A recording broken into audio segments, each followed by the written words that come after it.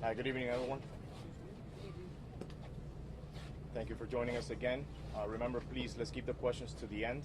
We're going to be selecting each and every one of you. Just address who you want to speak to. And once we call upon, the person will be up to the podium. And we'd like to bring up the Miami-Dade County Mayor, Daniela Levine Cava.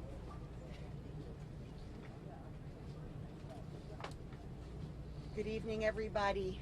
We're approaching the end of day 3. Today, I want to report that we did make some progress with the fire and the smoke that we reported earlier was hampering our search and rescue operation, and we were able to continue searching with fewer limitations. So we swept the pile. We swept the pile with the K9s. We tried to minimize the heavy equipment, and we continued to use sonar and cameras. And so we're continuing to focus on the grid approach to the pile. Our top priority continues to be search and rescue and saving any lives that we can. And our brave firefighters are telling us that that's the right thing to do, and we stand with them. Our teams have been working around the clock, as always, to search for survivors. They have not stopped. And today, our search and rescue teams found another body in the rubble. And as well, our search has revealed some human remains. The process of identifying these victims is very difficult. We're going to be relying on DNA testing, and that is why we've already been gathering DNA samples from the family members. So they have all participated and provided DNA to assist us in the identification. This allows us to do rapid DNA testing on site for bodies that we find. And you know, we identified 3 bodies in the rubble and had already notified the next of kin. So that is an update as well, because the 3 previous remains, now we have contacted the next of kin. But out of respect to the families, we're not going to be sharing those names at this time. So the numbers have changed.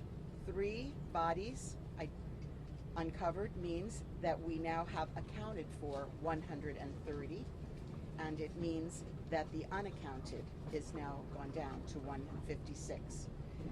Confirmed deaths are now at a total of 5. We're working very closely in coordination with our state and our federal partners. FEMA is on the scene in full force. All of our partners have truly rolled up their sleeves and jumped in to help in record time. Truly, this is an unprecedented national response. We are extremely grateful for the support that we have received from the national, the state, and the local partners, as well as throughout the state and elsewhere. And in addition, we're grateful for the support that we have embedded from our Israeli and Mexican teams that have joined our operation. We have a full set of social services available to the families at the hotel where most of them are staying, and so they are operating in shifts. They're available around the clock with grief counseling, rabbis, other religious leaders, all on site to assist our families during this difficult process. Many groups have volunteered as well to help, and we're coordinating their services, chief among them Jewish Community Services, which also operates the 211 helpline here with licensed clinicians, and they specialize in trauma and grief counseling. Also, our Community Action and Human Services agencies and Juvenile Services Department.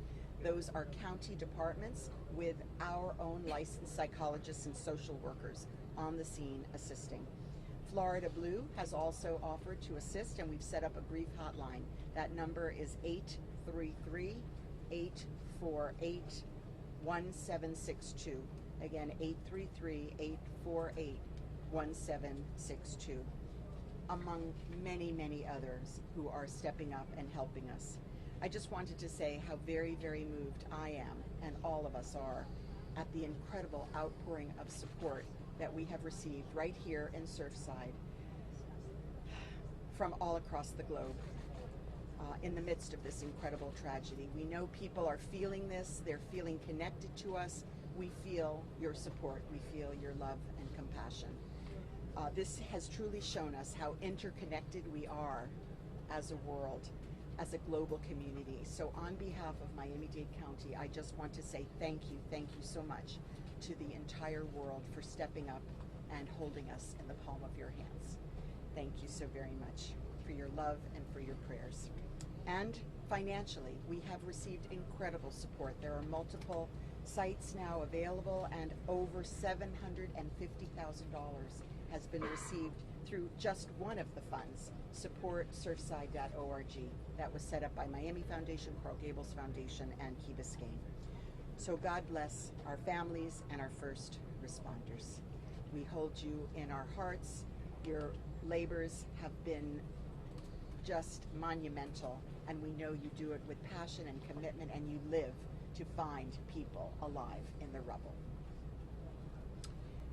En español puedo decir, finalmente hoy hemos hecho progreso con el fuego y el humo, que estaba muy mal en la mañana y ahora está bajando un poquito, y con eso pudimos seguir con nuestra búsqueda y rescate. Continuamos con los perros, con el equipo y con sonar y cámara. Y estamos enfocando en el sistema de mapeo del sitio, y la prioridad continúa en buscar personas vivas. Estamos con esperanza y estamos trabajando hora tras hora para encontrar gente allí vivos.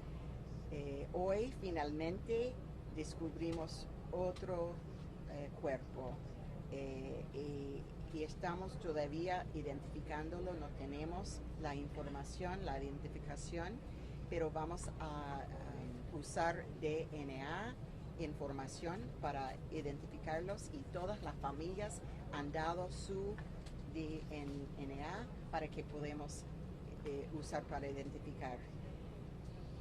También de los 3 que hemos que fueron descubiertos ayer, ya comunicamos con las familias, ya saben ellos, pero por consideración para su privacidad no vamos a decir en este momento quiénes son. Y con eso tenemos contables ahora 130 y no contables 156, y los muertos son 5. Estamos coordinando con el Estado, con agencias federales, y todos están muy involucrados. Llegaron inmediato, están ayudándonos. Y tenemos también todo tipo de servicio social, exactamente donde están las familias del condado, servicios del condado, del estado, y especialmente de una agencia, Jewish Community Services, que especializa en trauma y pérdida. Tenemos una línea para los que quieren consejos por teléfono, 833-848-1762 y más. Hay muchas más personas ayudándonos, y quiero decir finalmente que estamos tan emocionados por todo lo que han hecho por alrededor del mundo, significando que somos un mundo muy pequeño, somos todos conectados, y todos están orando, pensando, rezando con nosotros, y nosotros sentimos su amor, y estamos tan agradecidos. Y con dinero, fondos, hemos recibido $70 y $50 mil ya en un fondo solamente, y tenemos otros fondos. Entonces mucha gente donando. Gracias a todos, y especialmente los que están trabajando tan fuerte, descubrir más personas vivas, y estamos juntos con ellos. Gracias.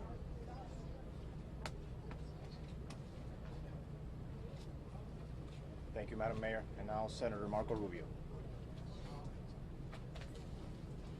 First, I want to echo everything that everyone else has said, and that's our extraordinary gratitude for the men and women who are here working from all across the state, frankly, all across the world, to try to help these victims, both in here in the rescue phase and also in all of the associated needs that come with it. This is a highly complex disaster.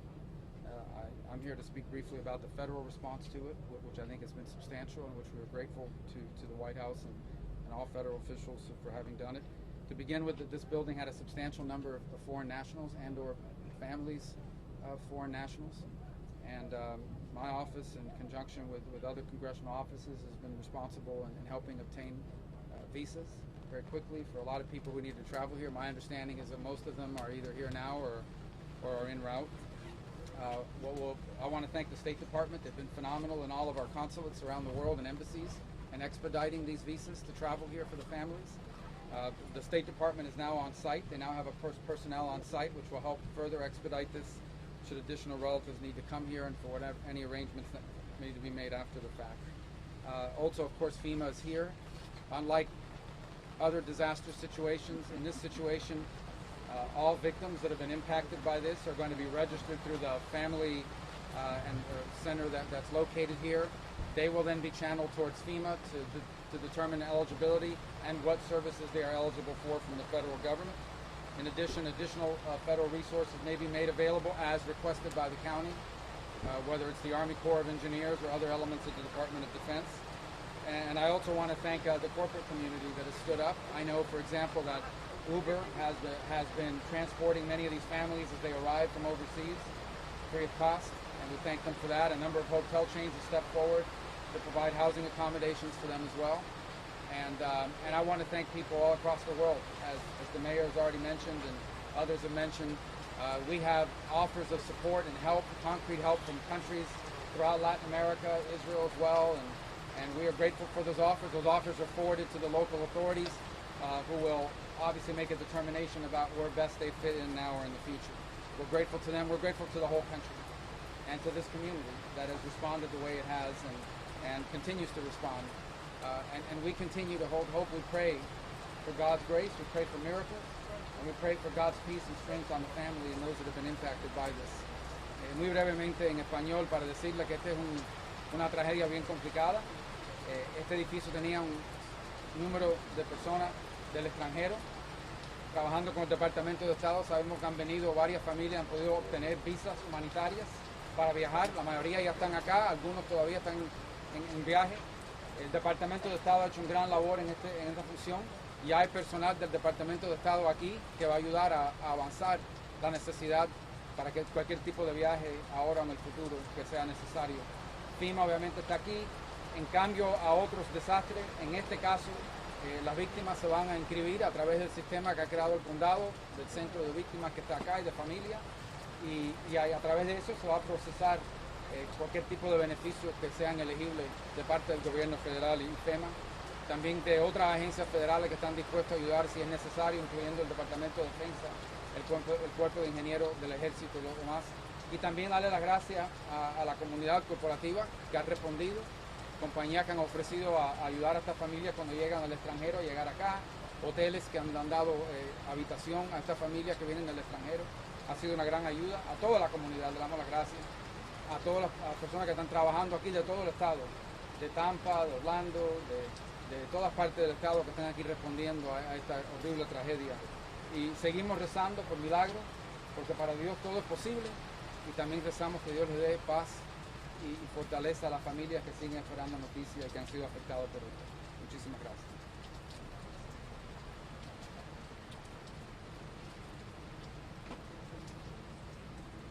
Thank you, Senator, for the kind words and your appreciation. And now the Surfside Mayor, Charles Burkett. I don't have a lot to add to those comments other than to say Little Surfside hasn't been so little these days. I've received personal calls from the White House. I've received a call from the Speaker of the House, Nancy Pelosi. I've received support from our two U.S. Senators, Rick Scott and Marco Rubio. I've received support from Debbie Wasserman Schultz and all the U.S. representatives. Governor DeSantis has been instrumental and has been here over and over again. Our county mayor, Daniela Cava, has also been incredibly supportive. We don't have a resource problem here, we have a luck problem. The issue is that we've been fighting the elements, we've been fighting the fire, but we have one objective, and that is to bring those people out of the rubble safely and return them to their families. And that's all we're going to do today, that's all we're going to do tomorrow, and that's all we're going to do the next day and the next day until it's done.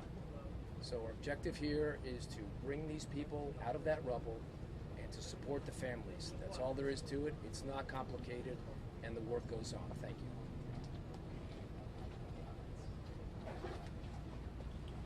Thank you, Mayor. And now Miami-Dade Fire Chief Alan Kaminsky. Good evening. We continue with our aggressive search and rescue strategy. We were able to contain the fire and minimize the smoke earlier this morning, approximately around 10:30, 11, and we've continued our search and rescue efforts. Currently, we're searching the entire debris field. We separated into multiple sections, and we're actively, with our 5 task force that we rotate through, we actively are applying our search and rescue techniques. We're still aggressively using all our tools that we have in regards to the sonar. We've done several sweeps, again with the debris field with our K9, as well as using any type of video equipment that we have as we're establishing these search techniques. We'll continue going through this, as hard as we can. I'm very proud of our task force members, very proud of Miami-Dade Fire Rescue and all our activities that we've done. And we're going to continue searching and hopefully with a positive outcome. Thank you, Chief. And now Erica Benitez, Miami-Dade Fire Rescue, PIO en español. Muy buenas noches. Nosotros continuamos en este momento nuestras tareas de búsqueda y rescate. Afortunadamente hemos podido controlar el incendio que hemos visto estos últimos días.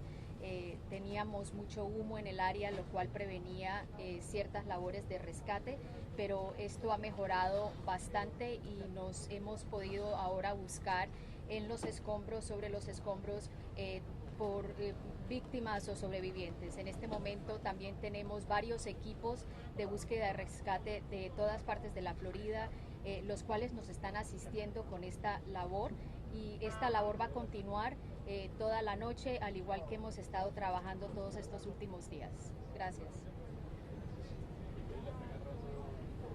Thank you, Erica. Now we're going to be opening up for questions. Please raise your hand and you'll be selected. Go ahead, sir, and please address who you're going to ask the question. It's probably for the Mayor. You mentioned that human remains have been found on the site. I was wondering if you could tell us about the nature of them, about the volume, how much has been found, and the process of being able to identify those victims through people who've given DNA swabs. I'm going to let the director address that. Thank you. Good evening. Yes, we have homicide detectives embedded with the recovery teams, as well as our medical examiner's office personnel.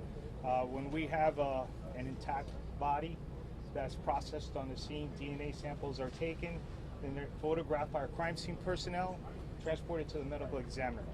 Now when we come across human remains, that's photographed, collected on the scene, and directly transported to the medical examiner's office for processing. Cuando tenemos un cuerpo humano, tenemos detectives y también crime scene personnel que están ahí para tomar el DNA sampling. Procesamos el víctima y lo transportamos para el ME's office. Si tenemos restos humanos, le toman las fotos, colectan y lo llevan para el medical examiner's office, ahí es donde lo procesan.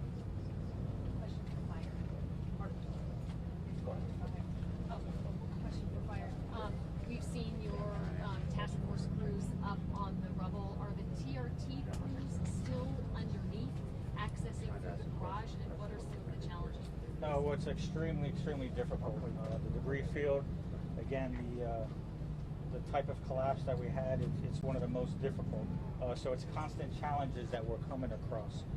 It's not our TRT. Originally it was Miami-Dade Fire Rescue TRT personnel, as well as our Florida Task Force 1 with that initial search, and then how we've been incorporated. But Underneath. no, underneath, Okay. yes. But the majority, of our search for today has been, on the top. We've established certain fields that we're searching, and we're searching the entire debris fields now at this time. We delay her and we continue moving throughout. One follow-up. Yes. Just a follow-up for the chief. The body that you were able to recover, was that on the top, or can you give us an idea of where your searchers encountered that? No, I mean it was within the debris field.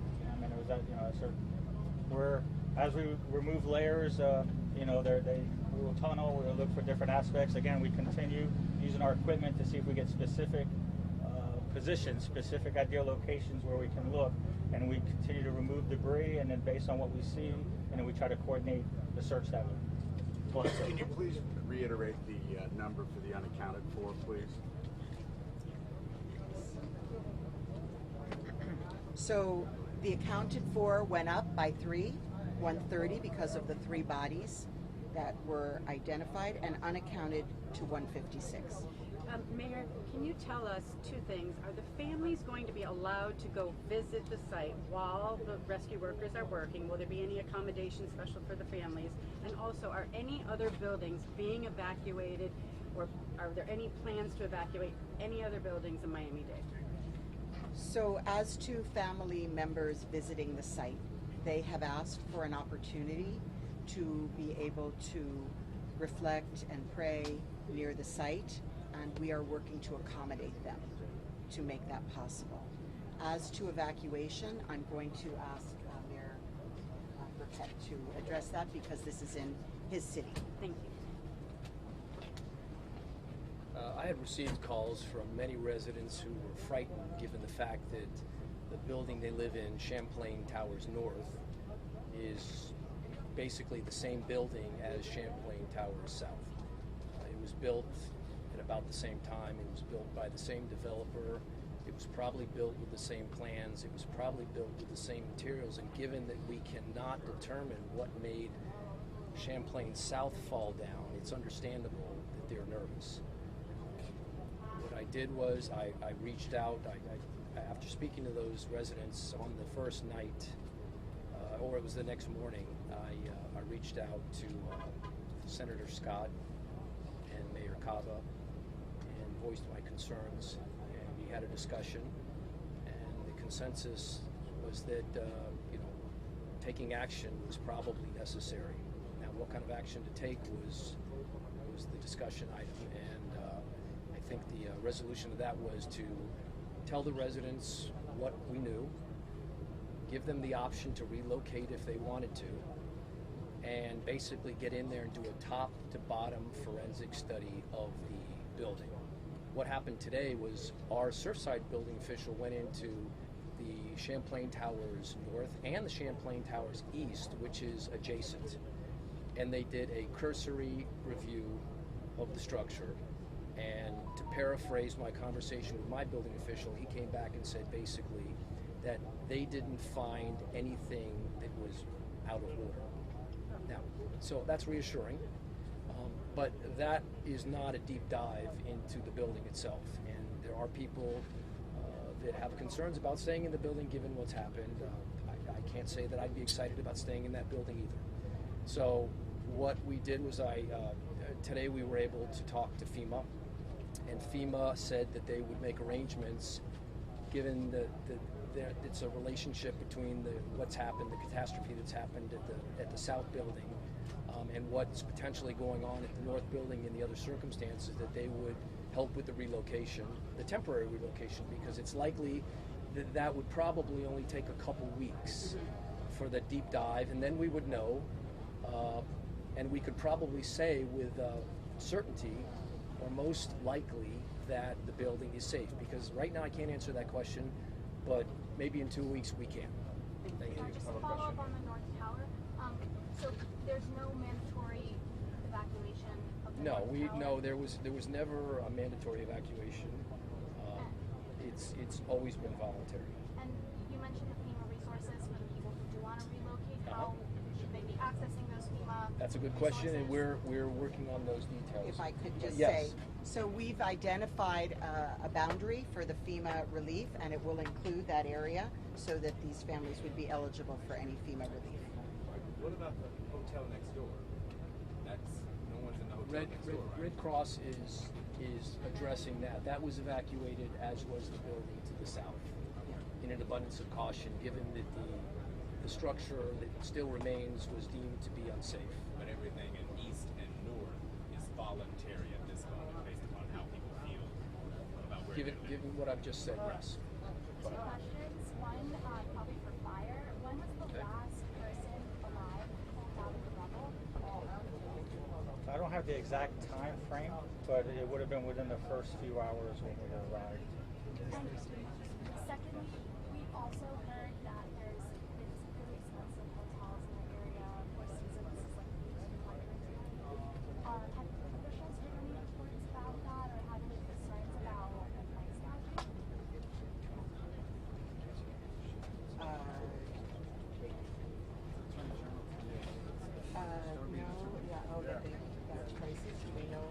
The Red Cross gentleman?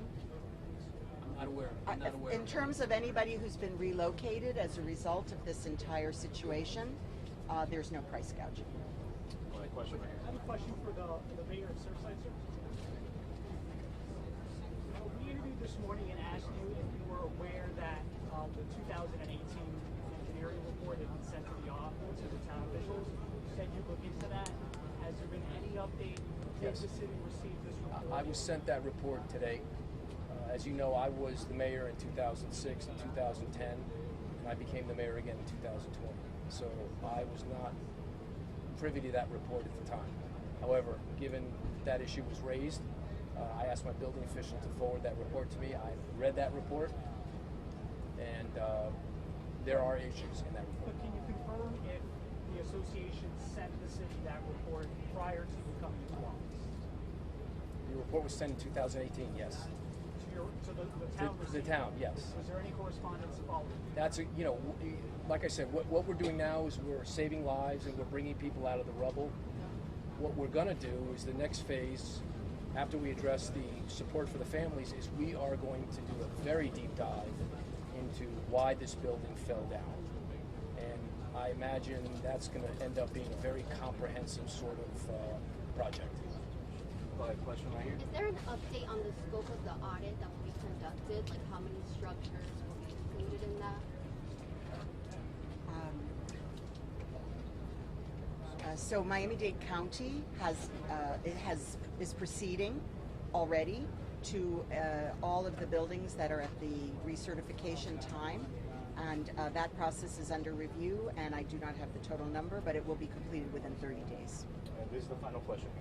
It's really just practical and pragmatic. What's going on around here for residents' sake? What streets are open? Where can they go? People can't get around. Barriers that have been put up. What's going on? Mitigate that.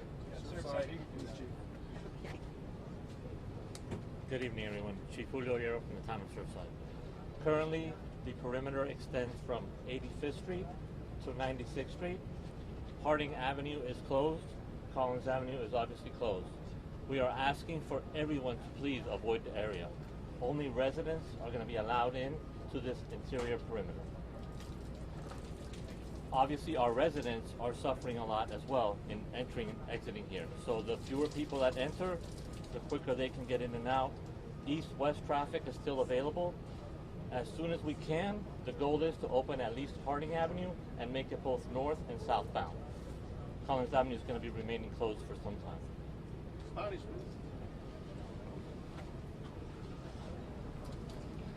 La situación del tráfico en la ciudad de Surfside, estamos cerrando la ciudad prácticamente. Solo residentes pueden entrar de la calle 96 adentro del town de Surfside. Del sur, en la 85 calle, estamos dirigiendo el tráfico a Byron Avenue y pueden entrar por el sur en la calle 88, solo residentes. Estamos pidiendo que por favor, si no viven en Surfside o tienen necesidad de estar en esta área en general, por favor eviten la zona. Gracias. Thank you, everyone. And now for Creole is going to be Ivan Morso.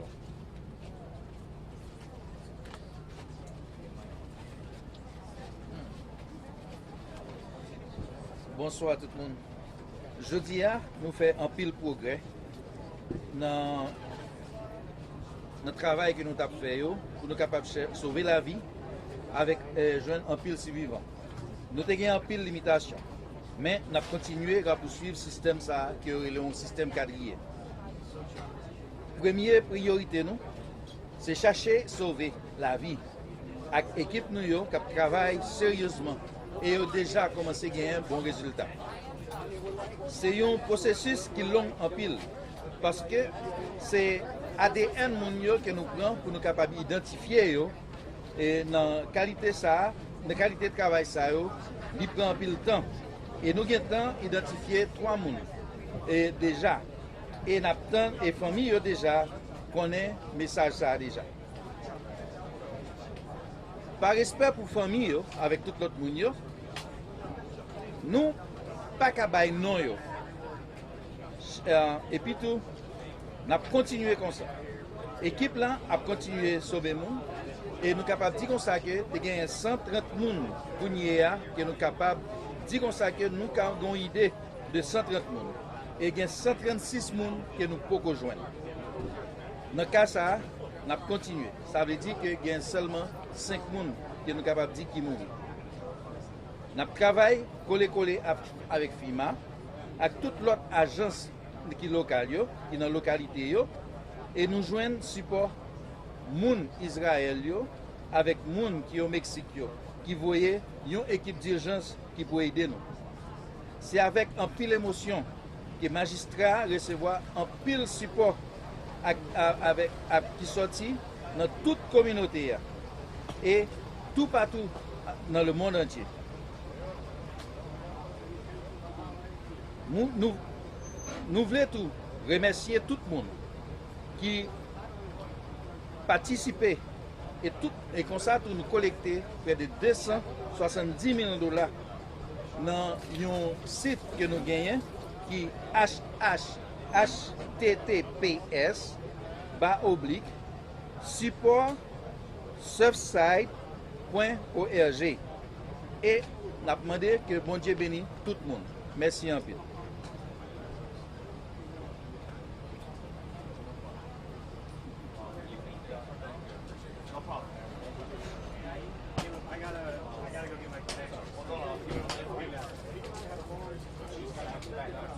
Yeah, bro. Thank you. Okay then.